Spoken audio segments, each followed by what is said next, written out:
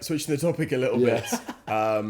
Watches. Yes. So you do a little bit of watches here, there. Yeah. You obviously helped me get a watch. Yeah. 4 months ago, 3 months ago, Yeah. whatever now.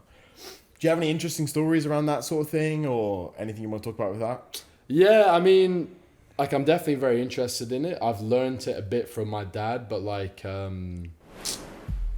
I've not, I've never had the capital to like fully like go into it on my own, because obviously, trading watches can actually be very lucrative, but you're gonna need like a decent bit of money behind you to actually, start flipping them and stuff. So we've got a friend who does it. Yeah. Oh yeah. Yeah. What was his name? You know what I'm talking about? You know what I'm talking about? You may be talking about two different people. One of them you can't say the name. The other one you can. Yeah. Well, both of them you can't say the name. No, actually. really, truly, no, I can't. Oh.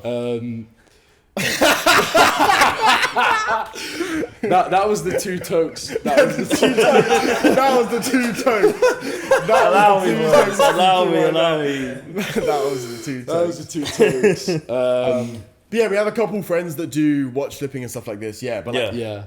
we have one of our friends that does The point I was big making. watch flipping, like the point I'm hundreds making, of you need thousands, and money you need a fuck behind ton of it. money, right? And he wanted kind of like a float and some help with that because it's like you gotta buy a lot for like big. But then obviously it's like even smaller level, you need like 10, 20 grand just as a float, because it might take you a month to sell something, blah, blah, blah, right? Yeah, definitely. Yeah, so I wanted to build like more experience in it. Yeah, there's one I can't talk about it. I Can't talk about not even the numbers, not even anything. I can't. Okay, that's fine. I can't. There was one crazy deal that I wanted potentially to talk about, but it's fine. We can't talk about it. Basically, it was cool. It was very interesting. It was cool. It was a special piece. Can I say a special piece? Yeah. Special piece. Very good returns. Yes. Yeah. So I mean, that's vague enough. That's okay. good. So what I would say with watches is, it's about connections, right? So, I'm kind of lucky in the sense that like I've really learned that like from my dad as well. Like he's like super just charismatic, able to just like become friends with anyone, talk himself out of a lot of situations. And through that, like if you have connections, you can really, like if you have a network, and it applies to everything, but especially like within watches, like when you have that network, you're able to find opportunities where, people might be selling something very significantly below what it's worth.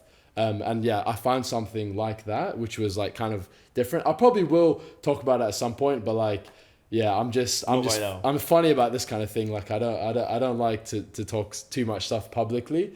But yeah, and I bought it like basically like a 10th of its value and put it in an auction, and it did very well. But that's just the power. That was just the power of connections. Like I can't even like say where, who, it's just connections at the end of the day. So if you know the right people, like, maybe your friend who flips watches, like if you came to him, like you said, with the capital, and you were like, look, I want to get into this. He's got those connections. You could very easily get into that game without a doubt. Whereas if you're just a random guy, show up in a watch shop, you buy a watch, try sell it to you, you're done out here. The only reason why is because, like he needed a big float to buy watches, and he had a good connection that was able to get him those watches at a good price, essentially, right? New. So it was like, but he needed a lot. He needed to buy a lot in order to maintain that relationship.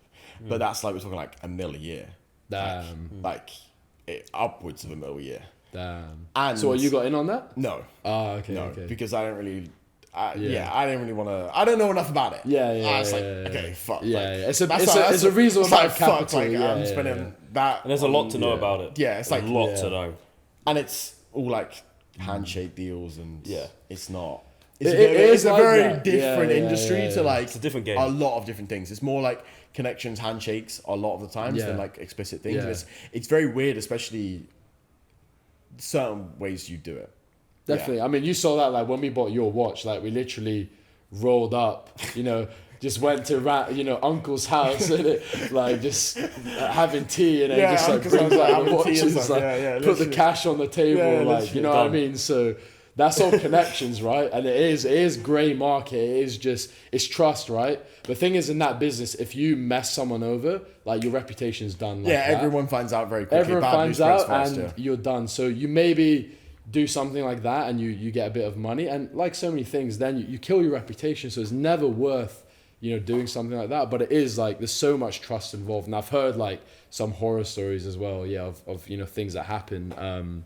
But you're right, like it is fully grey area, handshake, that's just how it's kind of the same thing with like sneaker reselling and stuff like this. Like I used to do a lot of sneaker reselling, and like a lot of that stuff, like if there's a Yeezy drop and some store's dropping it, like some people are gonna have like a handshake deal with the manager of the store to under the table get fucking 200 pairs or whatever, like this, right? So it's all handshakes, all who you know, and that's like the big guys, the biggest guys in the industry, they're all under the table handshake deals with the fucking managers of the stores and shit like that. And that's how they actually see a lot of success. Exactly. Because it's all the connection, all the connections.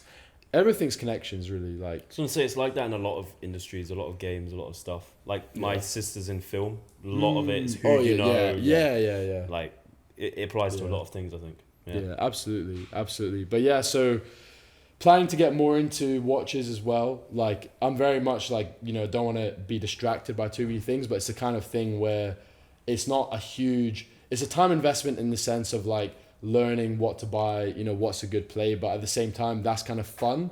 So for me, it will be like, a bit of like a side thing, and just see how it goes. Like, because I'm going to be traveling as well, what my aim is going to be is like, well, I'll say it's not game, but like it's maybe some people don't know, but like certain countries you are going to find potentially much more favorable deals. Trends will differ in certain countries. Some countries, something like, some countries, they won't really value vintage watches, right? They'll see them as cheap, like they value the new stuff. Whereas in other countries, vintage is like very, very popular. There's a big premium on it. So when you can arbitrage in that kind of way and find countries where you're able to get something for a lot lower, where it's going to be valued a lot in another country, you can make a lot of money from doing that. So part of my like traveling as well, like I plan like use Vietnam as a base and kind of go to different countries in Asia.